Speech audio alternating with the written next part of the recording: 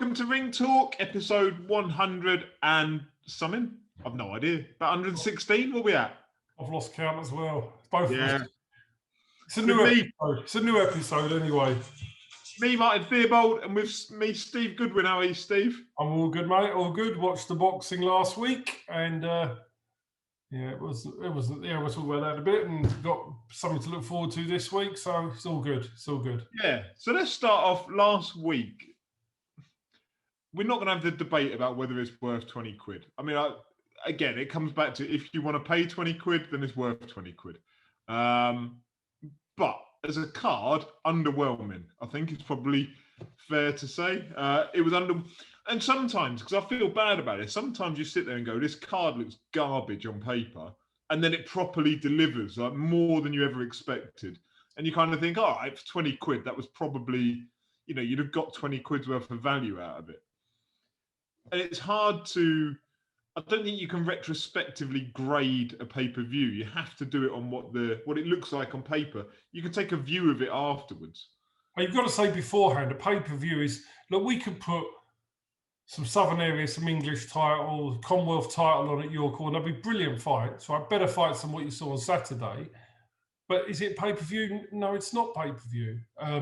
Well, it shouldn't be, but I mean, it is like that, and that's my view. But again, I think the bars of what's pay-per-view now is totally, there's no bar. It's whatever anybody's prepared to pay. YouTube fights, whatever it may well be. I mean, there's a new boxing channel out. I've seen stuff called Fight Zone. They're charging people £5 a month for New Box Nation, which we can talk about later if you want, if somebody wants to talk about it. But something is worth what somebody's prepared to pay, and if enough people are prepared to pay for it, then it's worth it. And if it's not, so that Fight Zone. Let's start there, I suppose. Let's go to that instead. I haven't got an agenda. So that's £5 a month, and at present, from what I've seen, it's got Dennis Hobson attached to it. Yeah. Dennis Hobson, who's signed Dave Allen recently, which that's another conversation point in and of itself. Yeah. What if they came to you and said, here's a deal? And I realise that's entirely hypothetical because that deal would need to be structured in some way. But would that kind of platform, in theory, before any numbers are discussed, would that be something that you would consider? I don't think so. And here's the reason why I don't think so. They're planning to do a Friday night at 7:30 every single Friday night. And listen, I admire them for having a go. Right? I admire them for having a go. So let's start off with the real positive of it. I'm really not trying to be detrimental, but I think it's really great to have a go. And I really hope it's successful. And that's genuinely, because anything that's good for boxing. But Box Nation was £10 a month and it failed. Right? If Box Nation is a subscription for failed at £10 a month, why is Friday night with lower quality stuff going to work at £5 a month? So I just don't see enough people paying for it. That's to make it worthwhile, because you've got to remember the production, there's production cost, everything else. So I don't actually think that if Box Nation didn't succeed, why this will. So that's the first point that we're concerned with. The only way I see that working would be at £5 a month if they could get every small hall promoter from around the country. So if you've got Steffi Ball, Carl Greaves, Black Flash Promotions, Black Country Boxing, yourselves, Mo Pride, etc., everybody, if you could bundle all them up and get all of those shows at £5 a month, then it's worth paying for me.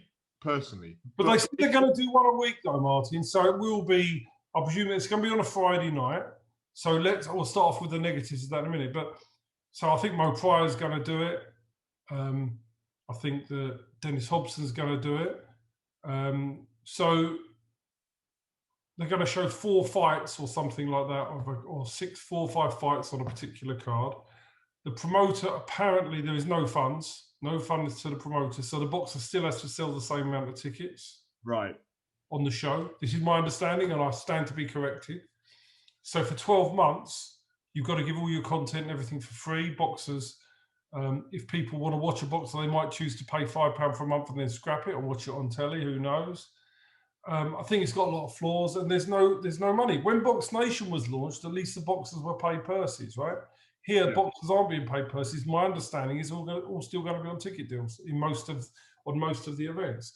So I'm not really sure what the benefit is. And then if you are one of the promoters that joins in, just giving you content for free, what's there for you at the end of it? Nothing. So I don't really get it, apart from the ego of doing it. So I don't see the business model. I don't see it as a business. I don't see where the business model lies.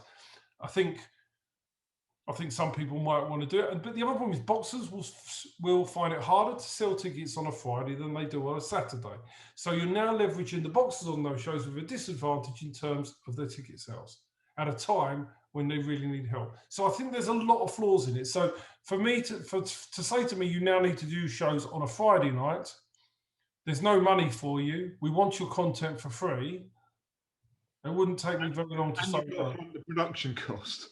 Well, I think they'll pay the production cost, I presume. I presume they're paying that. I presume they'll pay that. I presume so, I don't know. But even if they're paying the production cost, what on earth do I want to do that for? It doesn't make any sense. And from the boxers, they're not going to benefit because there's no viewing figures to sell any sponsorship on.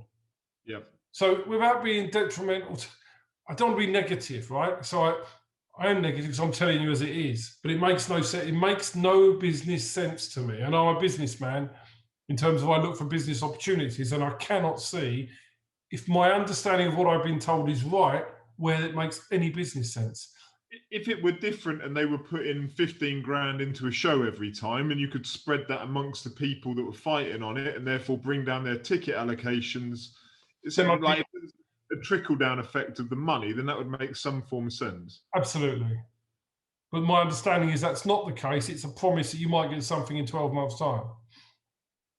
See. Yeah, it does seem flawed. Anyway, right, back to the pay-per-view Saturday night. Okay. My camera's gone all blurry. It always does this. Right. It's probably not bad. It's probably a better option, isn't it? We can't see you properly. It's better. You obviously look more handsome with blurred, Martin. There you go. Yeah, totally. Right. There we go. I'm back. You're back. Yeah, so I haven't got the card in front of me, but I'm going to go through it, therefore, by memory of what did I enjoy, and what if I've forgotten it, then it didn't happen. Johnny Fisher and Phil Williams. Phil cannot get in the ring again in the state that he was in that fight. I spoke to Phil after the fight on Saturday night, and basically he's not going to fight again in that condition. Is that his view or your view? Both of our views. We both mutually agreed. There was a question from Better Q on Twitter. I'm just going to jump into it. Have we reached the end of the road for Phil Williams? His shape is getting worse, not better. Phil Williams should not fight again and will not fight again in that condition. Ever. You will never see him in the ring like that again, because I will not allow that to happen. Was he in that condition because of a short notice, or? Well, no, because when we got off of the fight, I rang Phil up because I saw on social media he'd been on all this nutrition and he'd been doing this and doing that on social media. If you look through his, so I rang Phil up and I said, "Are you in? What shape are you in?" He said, "I've been okay. I've missed a couple of sessions, but I've been in the gym doing loads of rounds, but I'm not in." He said, "But I haven't. I've missed a little bit, but not a lot." So okay, so we went. But I mean, my God, that wasn't the case. But Phil knows himself. He feels ashamed, and obviously next time I need to see evidence of his shape, and I will need to be sure. So whether it means I go and see him, whether it means but I will be taking control. He will not be going in the ring, mark my words, in that condition again. Yeah. Feels a tough man, he can't go in like that. It's ridiculous. When I saw the weight, I nearly fell off my chair. It doesn't do his reputation any good. No. We need to stop it. If he's going to do that, he needs to pack up. Yeah, that's fair enough. Campbell Hatton, what do you make of? I don't get why he's being put near the top of the card. Like, just put him at the bottom, put him on the Facebook show or whatever, and let him have a run out. I said last time that it's his commercial, and I said that last time this is not doing him any favours long term, and I still stand by that. This isn't helping his career progression. Yeah, I'd agree. I mean, fighting the likes of Levi Dunn is absolutely fine. It's the right thing to be doing for his point of his career. I totally on a pay-per-view card just for the main event. Not for me. It will make people turn off quicker than they'll turn on. It doesn't help him long term because he's going to do it this way, and because he's been given such prominence, people are just going to have a go at him and say things about him, and he's got a lot to learn. Let him learn in a much more lower grade. I mean, I don't even, I understand that for the money he's going to do it, but for God's sake, put him at the bottom of the card. Do it when not many people are watching, and because it's so full thing. Because now people will go, Campbell Hatton fight, and we'll switch off. He's not very good, and all he'll get known for is the son of Ricky that's not very good. And he might be good. He might be good if you give him the time. Yeah, in the same way Conor Benn didn't look particularly impressive in his first few fights. Yeah, but Conor looked a lot better than Campbell Hatton. Let's be honest. Yeah, that's true. James Tennyson smashed by another Mexican import, Straffon. I'll tell you something. Whoever's matching these up with these Mexicans, you wonder if they're trying to set up Matchroom in Mexico, don't you? Well, they've got a Matchroom. As if they're trying to build it. It was the same as sending the Brits over to Spain to lose the other week. Are they bringing the Mexicans over that they think can build the shows in Mexico? Because to me, they're building up a very good Mexican stable, put it that way. Yeah, and I'm sure that it isn't a complete coincidence. It's the same time Canelo has come in with Matchroom, and he'll know who's any good out of Mexico. So I'm just saying it keeps happening. I mean, Tennyson, to be honest, I don't think the kid was anything super special, but Tennyson just went to war. But Tennyson's got flaws, and he just got exposed again. He's got flaws. He's exciting, but he's got flaws. As Johnny Nelson said, what was it? He was going to beat. Who was he? Going to beat Gervonta Davis. I mean, Jesus Christ, he must have been on wacky backy when he said that, because that was the most ridiculous thing I've ever heard. But in reality, he got caught in the first round, and it was a shame for him because he's built his career back up for that moment, and he's got chin. How good the Mexican is, who knows? We'll see in due course. But I mean, you've got to stop when you're matchmaking these foreign opponents. This didn't used to happen for Matchroom to keep getting their home fighters beaten by Mexicans. It didn't happen. So either they're making big errors of judgment continuously, the matchmaker is whoever's matchmaking these, or they're not making errors of judgment. Yeah. Someone we're familiar with, Craig Richards against Dmitry Bivol. What an effort Craig put in. I thought he put a brilliant effort in. I think two things about the fight, and I've always been a really big Bivol fan. I think Craig exposed him. I think Craig exposed, and I think if Craig had more confidence, I don't know if it's the right word, I think he could have gone even closer. I just think he should have committed more and committed earlier. I don't think Bivol was that good, and I think Craig could have done even better in the fight. But I think full hats off to him. I thought it was a brilliant performance by Craig, but it's just a shame he didn't.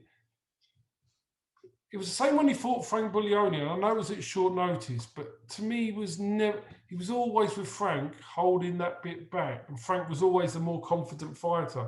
And it's as if he, when he was confident against Shekan Pitters, he picked him apart. But it was when he fought Frank Buglioni, and then when he fought Bivol, I felt he felt a bit in awe of the situation. It just looked a bit like that he felt he was lucky to be there rather than he could really win it. And I think if he fought Bivol again next week, I think he would give him a far better run than he did that time. I agree. He'd have paid him too much respect. I agree. And then by the time that he realised he didn't have to do that, it was too late in the fight, and he couldn't impose himself fully to the point where he could win. Totally agree. But you know what you got to say though? Full credit to Craig Richards for a brilliant performance, because he done a lot better than I thought he would. Absolutely brilliant. I think Bivol is a super middleweight, not a light heavyweight.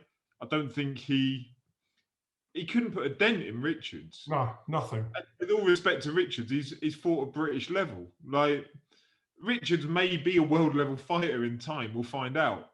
But he couldn't put a dent in him.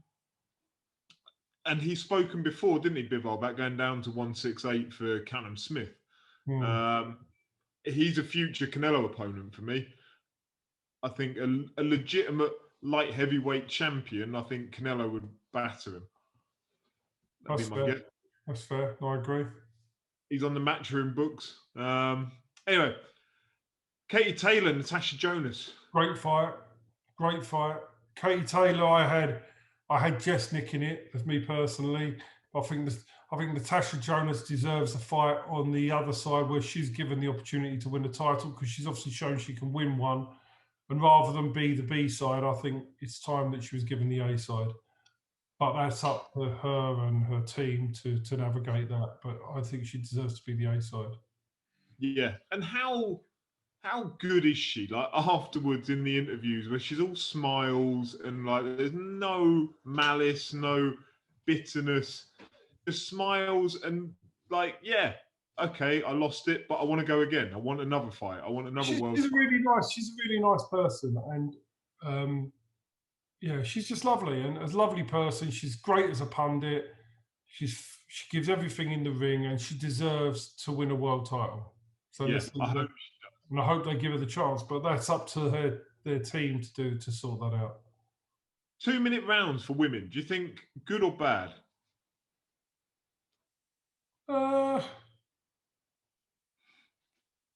I'm not sure the medical is whether women are not. I'm all right with it. I'm all right with it. The thing is, there's no evidence to me that listen, women are not as physical as men. They can't do the same things on a pound for pound basis, can they? They're not as strong. They don't lift as much if you're a weightlifter. They don't run as fast. So, in reality, would 3-minute rounds subject too much punishment on their bodies? And so, I'm happy with 2-minute rounds. And I think to go 3 minutes, you'd have to really. To get them to do 10 threes, I think you'd have to make sure medically that was okay. You don't want to see any tragedies in the ring, and I'd rather women do less time if that's safer for them. I think if nothing else, they are two different entities, men's and women's boxing. As much as they take place on the same card and they're doing the same sport, have a point of difference. Have the fact that it's 2 minutes rather than 3 minutes, so that it's not entirely the same sport. And I think it goes because it's 2 minutes. The action happens. It's much more intense. Yeah. It makes it all happen a lot quicker, and I'm all right with that. I'm fine with it. I don't want to change it because you end up 2-minute rounds do make more exciting fights, and you could even have men's fights if they were 2 minutes. That'd be more exciting. Yeah, they ought to try it. Speaking of which, Chris Eubank versus Marcus Morrison.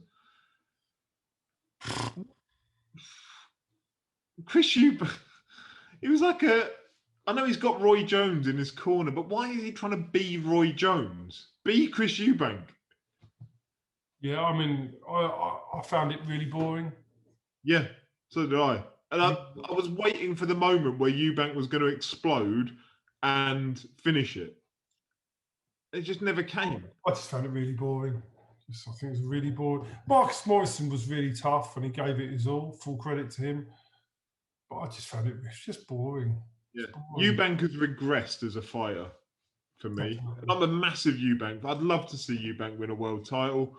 I just think the moment's gone. I think if that's what we're left with, I'm not really that interested anymore. No, I'd agree. And then the main event. I'll probably miss something off, but as I say, if I can't remember it, it didn't happen. Joseph Parker, Derek Chisora. I never want to see Joseph Parker in a British boxing ring ever again. Isn't he boring to watch? He's great in videos and bad in the ring. He's dire. That move to Andy Lee has done nothing for him. I enjoyed Derek's performance. I thought I enjoy his shoddiness and going southpaw, where he throws that big overhand right, and then he just almost seems to I'm sure it's not an accident, but he almost accidentally ends up as a southpaw. Yeah. I think he did look he looked less fit than normal. He was blowing heavy. About 6. Yeah, blowing heavy. I've just think Joseph Parker's awful to watch.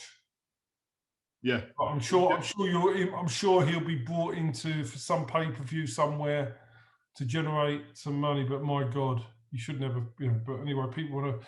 And Derek Chisora just reincarnates, carried 11 losses or whatever, and he's still getting pay-per-view money. So full credit to him. Good on him. Like, if someone's willing to pay him it, then good on him. Exactly.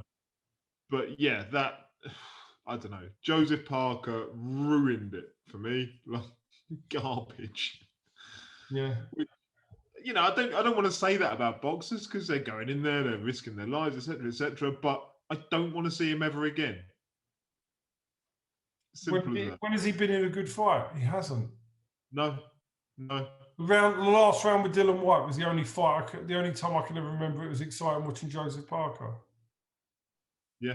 No, I'd agree. Put him with Deontay Wilder. That's the only fight I wouldn't mind seeing. Yeah. Like, see what he does against someone who comes to absolutely flatten him, and Yeah, see if that opens him up a little bit. That'll be all right. But that's about it. I know I don't disagree at all. But you know, the card's done now. Move on. I mean, I know that Eddie said it was a great fight, was great value for money, but he's a promoter. He's good at it. And Yep. Biggest card ever, best card ever, I think, were the words, weren't they? But yeah, okay. I say nothing. Move on to this weekend. Billy Joe against Canelo. Yeah. If it happens, because at the moment it's apparently not happening, which I don't believe. Let's be honest. Look, they're talking on about. There was two things. I watched the IFL interview today. So let's take two issues. One, the size of the ring should be included in the contract. Standard contract clause that you negotiate that when you're doing the contract. Whether it's, I remember, a 22-foot ring is 20 inside the ring, etc., etc., etc. So you negotiate that. And it will be in the contract. So I don't know what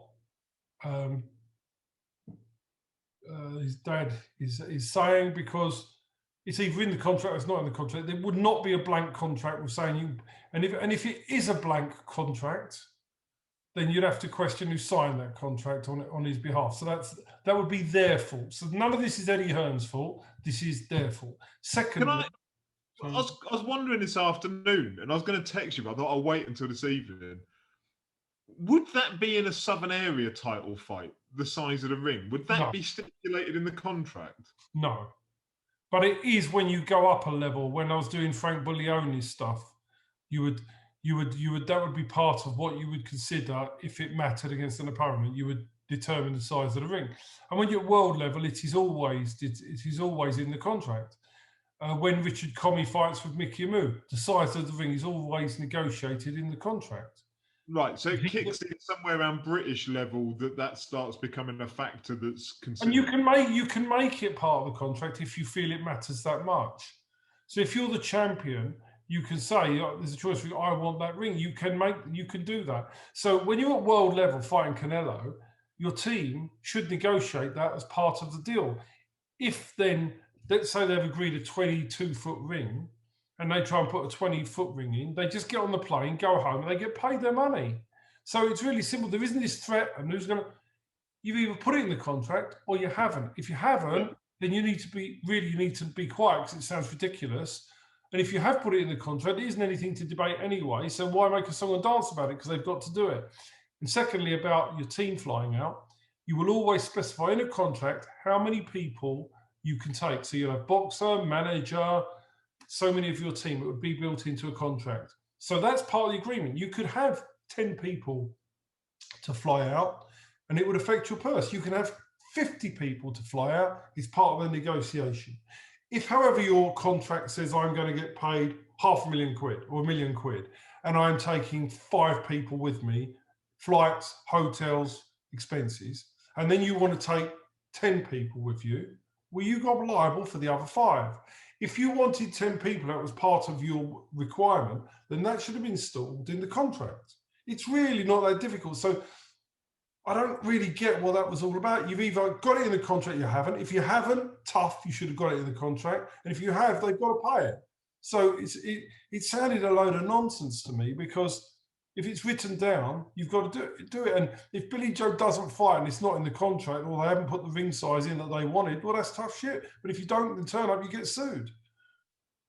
I can't help but think it's all, I don't know, either a promotional thing, as per the coin toss in the Derek Chisora fight, which I also don't believe for a second was ever actually a thing. I think it was just a way of generating online conversation.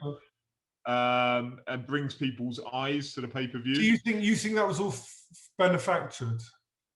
100% fabricated. I don't believe it for a second. Okay. I might be wrong. Yeah. I might be wrong. But not for a second do I believe that that fight was ever in jeopardy because of who was going to neither did I. I didn't believe it was ever in jeopardy. I thought it might be true, but I knew that the fight would happen. But they're talking about Derek's going to pack his stuff up and go home. Yeah, and he's nonsense. never going to happen. But the thing about but this is then would his dad be doing? He wouldn't be publicising this. That makes no sense. I think his dad doesn't probably know the full extent of. He's going that MTK are going to sort it out. I've got faith in them to sort it out. That may well be the case. Mark Tibbs going on saying it's disgusting. I can't believe they're all. I just think they may be used as. If that's the case, they've been told something that's not actually accurate, and I'm sure he probably hasn't even seen the contract. I think there's 3 scenarios potentially. One is that it's a promotional vehicle whereby you, again, use it to generate online conversation and bring people's eyes to it. Or it's a smoke screen of some sort in that if you're Billy Joe's team, then you create all this issue and, like chaos while Billy Joe's just in the background somewhere, just training hard and getting ready to fight on Saturday night. And, you cause chaos around it. Or Canelo's causing chaos and making Billy Joe's team run around in circles and solve problems while Canelo's sat in the gym just getting ready for Saturday night. Or fourth, they don't know what they've signed and agreed to. I'm too cynical. I don't believe it. I might be wrong, but there is no way that fight gets cancelled. It's happening. It's happening. Yeah. Yeah. Anyway, what do you reckon? Who's going to win and how? Canelo, probably points, possibly a stoppage, but I think in reality, I'd like to see Saunders win. But I see happening here is Billy Joe winning the early rounds, and then Canelo catching up with him. And if it goes to points, he can't win. So, and I don't think he's got the power to stop Canelo. So whatever way it finishes, it's Canelo to win, without a doubt. And even 5-on's value, in my opinion, 5-on, it's a virtual. So I think, I know what everybody's saying over here. You haven't seen Billy Joe. He'll do this, he'll do that, he'll box here, he'll box that.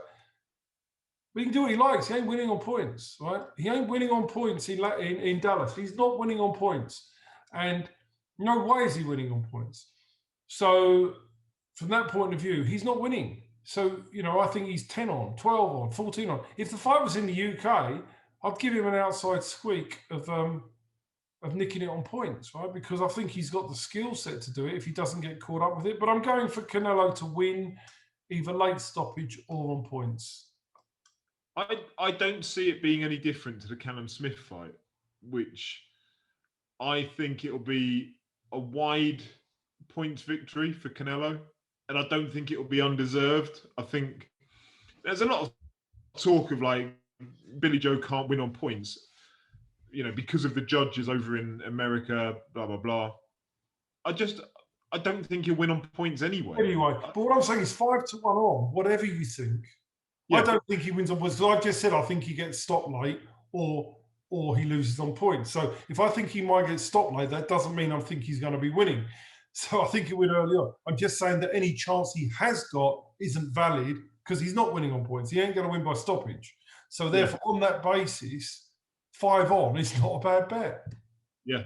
Yeah, no, I agree. I think it will be a comprehensive Canelo win. I hope I'm wrong, and I hope Billy Joe, mainly because I hope Billy Joe wins it and becomes an A-side in a return fight. And then he could have it over in the UK and we get Canelo over to the UK for a fight. That'd be amazing. So I'm sure there'll be a rematch. There'll be a rematch clause in there.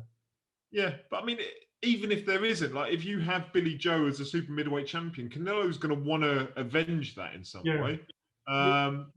If he's able to dictate the terms and do it over here, that'd be brilliant. So yeah, I'm all for a Billy Joe victory. I can't see a way that it happens. No, me too. I think it's 10 on Canelo. fight. Yeah. 10 on fight. Yeah. Which is if you look 10 on, that gives him about 90% chance of winning. And at the moment, he's only about 80 to 83% chance of winning. So I think there's still, sounds crazy when we're talking about percentages like that, but I don't think Billy Joe Saunders wins once in 5 or once in 5 and a bit. I don't see it. Not in Dallas. Doesn't happen. People kind of hark back to the best Billy Joe was against David Lemieux. Like, David Lemieux's not that good, as kind of proven over time, but B, that's years ago. Like, Billy Joe hasn't been fighting up around that level to be practiced well enough for somebody as good as Canelo. Canelo's been fighting at that level. It's his 3rd fight in 140 days or something. That's insane. I just don't see it. I just don't see it. But I think if this was priced in Vegas, I'd be interested. I can't believe that Canelo would be 5 on in Vegas. I think he'd be 12 on, 14 on, 16 on in Vegas. Yeah. And it was meant to have Jazza Dickens against Kid Galahad on the undercard, wasn't it? But what happened to that? Disappeared. Yeah, not happened. And before we move on, Sonny Edwards, what do you think to his performance Friday night? I thought he was excellent. Now, let's put this into different categories. I thought he was absolutely excellent. I think he boxed the perfect fight. I think that Grant Smith is a brilliant trainer. I think he done everything bang on, spot on, and I thought he was excellent. I thought that the South Matalani, I felt his legs were slow. I felt he struggled to get on cut with Sonny. And I think a lot of it was how good Sonny was. But I also think the 38-year-old man to chase around like that, his legs weren't there and he couldn't get his legs in position to land. So I think you had a combination of the excellence of Sonny Edwards and the aging of Matalani.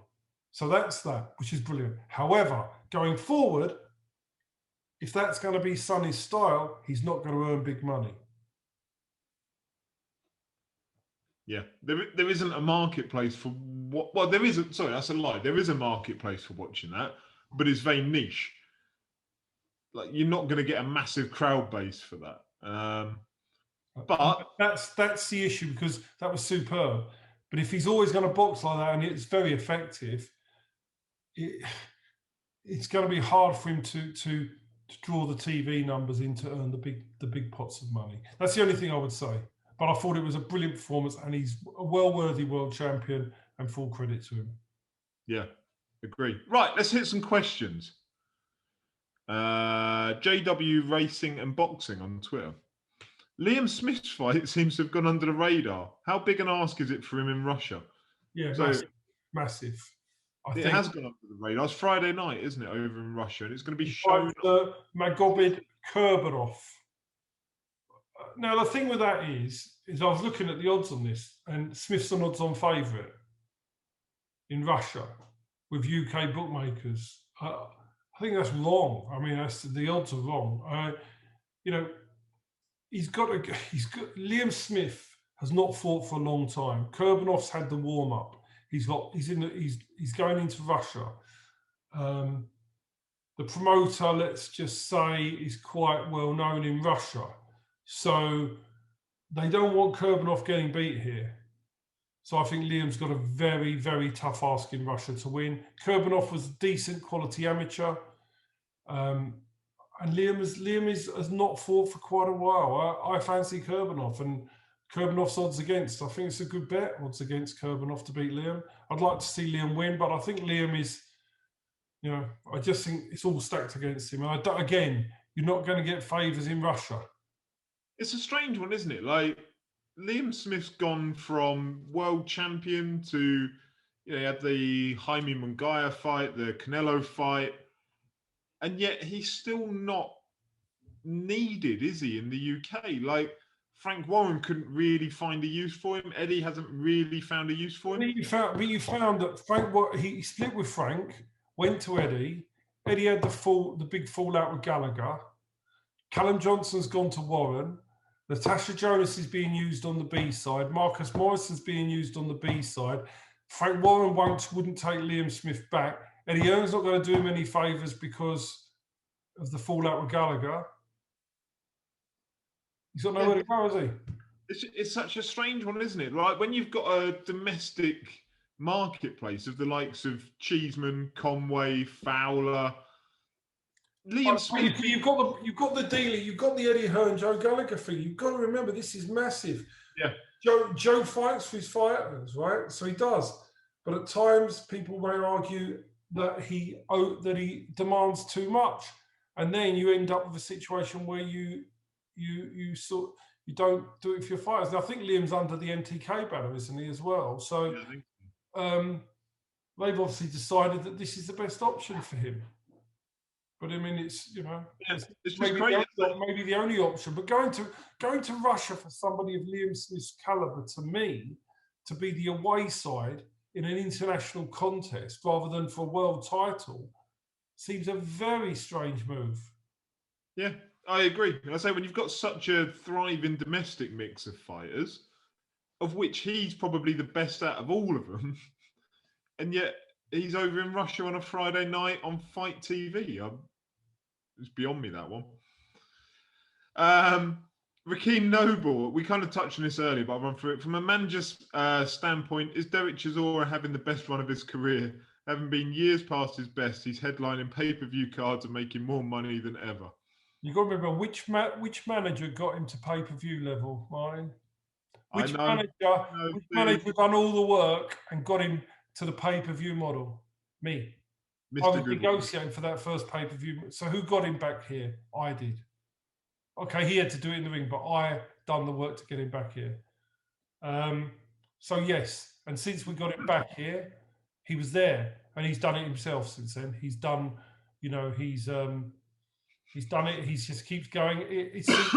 He's very lucky. It's at the time when they are struggling badly for pay-per-views. They've got really very little pay-per-view stars. So Derek is getting recycled as the pay-per-view man. He's fortunate that I managed to put him into this position. And then he's been very fortunate that he's fitted Eddie's model at that right time. He's just been very lucky to do that. He is past his best. But he's been very lucky financially to get all these paydays. And he probably will get another one. Yeah, of course he will. Of course it'll be mad. Probably be a Parker rematch. James Sunderland on Twitter. Question for Steve. On the subject of Billy Joe Saunders and the ring, obviously brings back the Fury and Vladimir stuff that we spoke about a while back.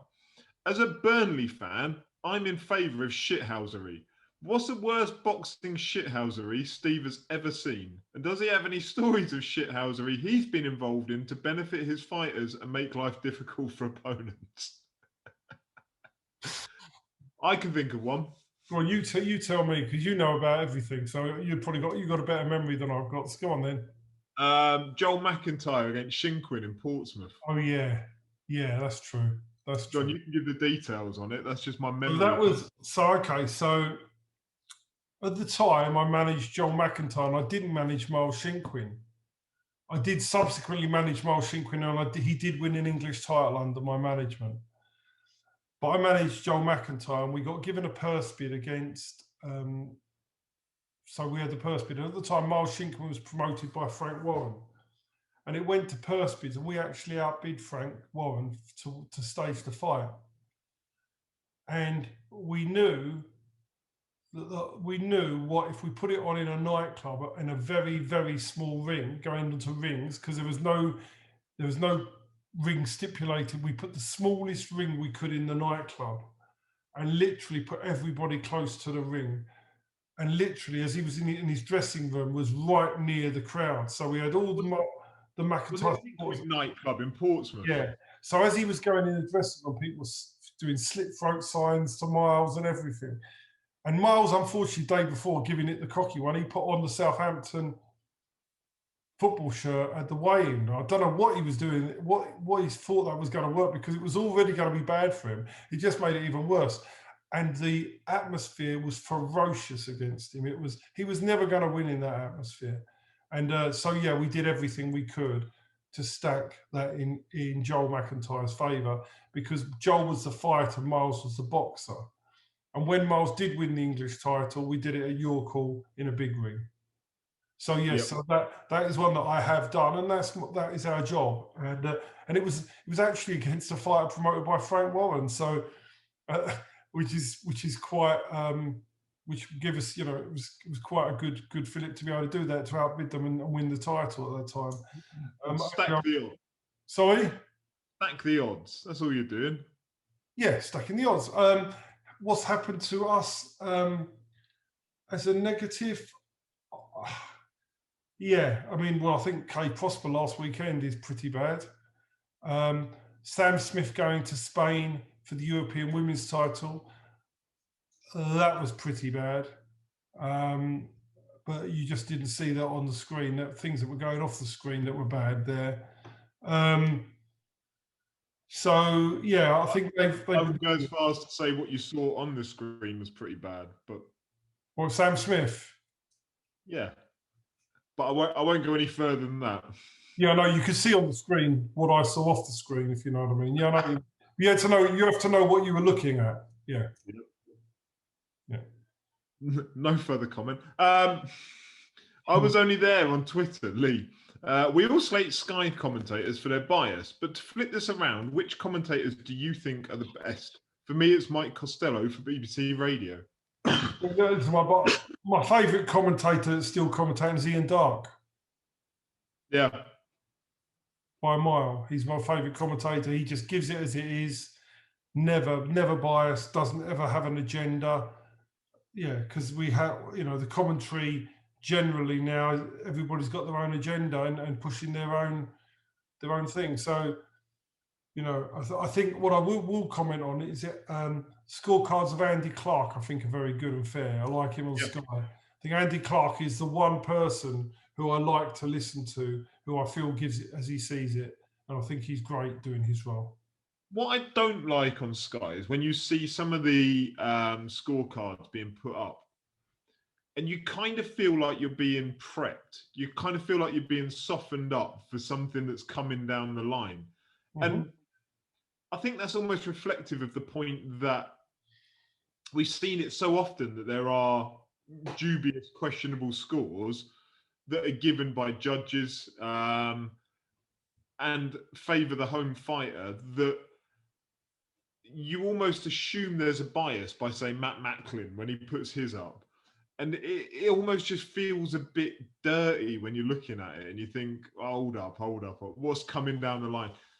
If it doesn't look like what the fight looks like, then you start to get suspicious as they're putting them up. And I think it just needs an overhaul of who's doing the commentating so that you lose some of that suspicion.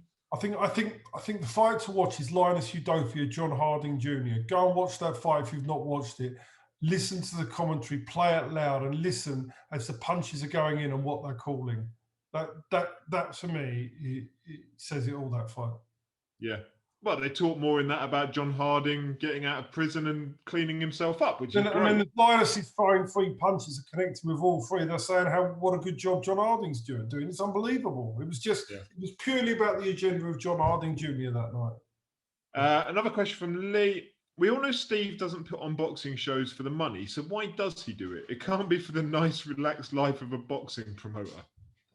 I don't know.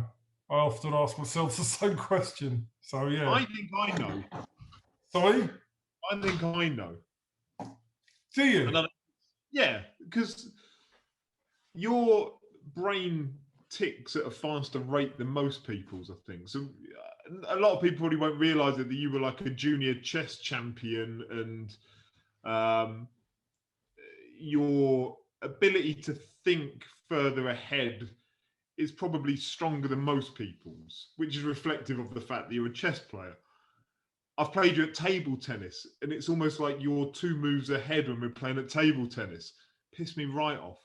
But I think all those things come down to when you're managing boxers and you're plotting a pathway further down the line. That's like chess, but it is using people's boxing careers as chess pieces, which is a terrible analogy to use because people aren't chess pieces, but you're trying to progress and further people through their careers by plotting pathways in the future and trying to open up opportunities in the future. And I think it's that requirement to keep your brain ticking, that if it wasn't there, you would have to find another outlet for it. I do it in my normal job. My brain's always ticking in my normal job because I'm planning people's investments and working out how to make more money on how we should invest. So I do it there, but I've always had another avenue. When I did the horse racing, the trainers didn't do all the placing of the horses. I would tell the trainers what distance it wanted, and I was normally 9 times out of 10 right because I'd study it all and plot it all. We'd plot all the races and stuff like that. So I was the same in horse racing. We were so successful at that. So that is something that, and I guess I've got to do that I have to do that, but there's only, I'm getting older now, so there's only a certain amount of time you can do it for. But that may well be it, that I like the brain mental challenge of it all, perhaps. Yeah. That's what I always assume it is. Right, Ross on Twitter, Ross Newton. What do you think is the future of boxing on Sky following the split with Matchroom, which hasn't been confirmed but has been rumoured? Would it be out of the question to suggest Goodwin Boxing could fill a next-gen style boxing void on Sky if other promoters were tied up with other deals? So let's say other promoters with other deals. So let's look at who could run Sky Boxing. Frank Warren, who seems unlikely with BT. Wasserman and Sauerlands combined, a strong possibility, in my opinion. Although they've only got Chris Eubank signed, but the Sauerlands have experience of dealing with TV stuff abroad, but not necessarily in the UK. But they have pulling power as well, don't they? They could get other names, so that would make sense. MTK, possibly not, but they have had their golden contract on there, but it's that may not be for Sky. Now, once you deal with them, that's it. As far as I'm concerned, they are the only ones that could possibly carry it off single-handedly. And I think the favourite from there would be Wasserman and Sauerlands. Now, the first thing I think of with Sky is if Eddie does leave them, will they give up boxing? And I think there is a good possibility that they will just walk away from boxing, because where they are sitting today, whatever they offer is going to be an inferior product initially. It will take quite a time to get somebody to rebuild that. So will they jack the product in?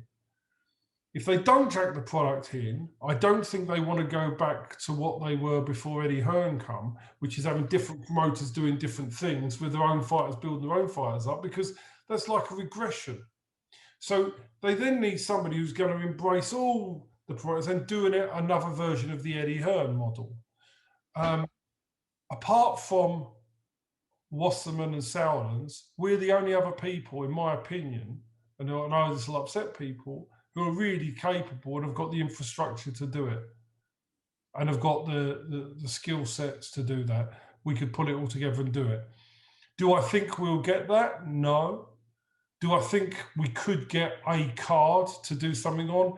If Sky go down that route, if they're trying to establish it with Wasserman and Sauerlands, perhaps they will. Perhaps that's something they will look at doing. However, if we're only given that from our pool of fighters and not a huge budget, then we can only stage what we can with the budget we're given. If we are given a proper budget for a consistent period of time, we can sign some very good fighters and build amazing shows. And we believe we could do an amazing job. We haven't been approached to do it. I don't expect them to approach us to do it, but I think we could do it. That's probably a roundabout answer to the question, really.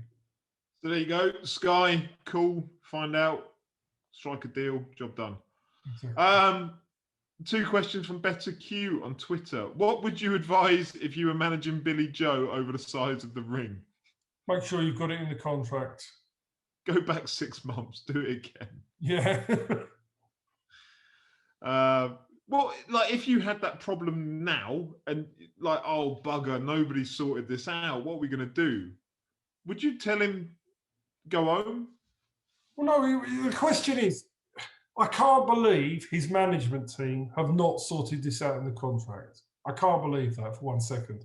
It's in the contract. It's going to be there. They're not going to miss it. No way. No way. It's in the contract. The size of the ring will be in the contract. If it's not, somebody has made an absolute balls up of magnetic, massive proportion.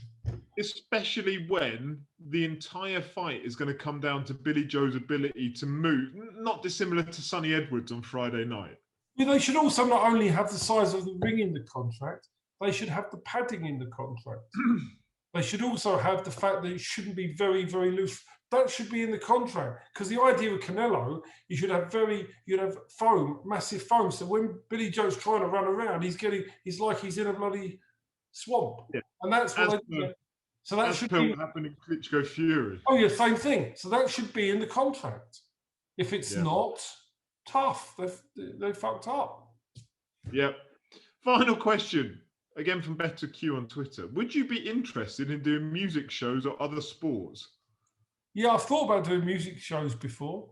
That doesn't surprise me. I reckon an 80s music show is what you would do. You got it. Yeah. No, I could actually definitely get my head around doing something like that. Like a festival type thing or a music show. Yeah, 100%. I'd be interested in doing that. Maybe that's what I'll do next. Who knows? When the boxing's over. When the boxing's over, maybe there's something that I decide to do. At least there you're just going to be dealing with artists and stroppy little divas they're coming in, you're paying them money, you're exchanging. It's just contractual, but you're not going to have people, that would be at least who's trying to, you'll be doing deals, but you won't have the stabbing in the back that you get in the boxing world. So maybe that's something I'll do in the future. Who knows?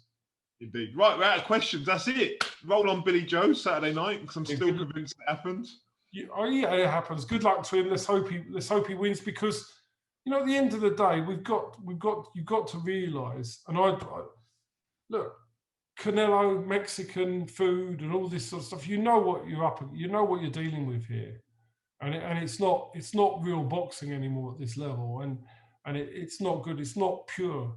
It's not pure like it should be. So I'd be happy to see Billy Joe beat Canelo, but I don't think it's going to happen. Agree. I'm with you on that as well. Right.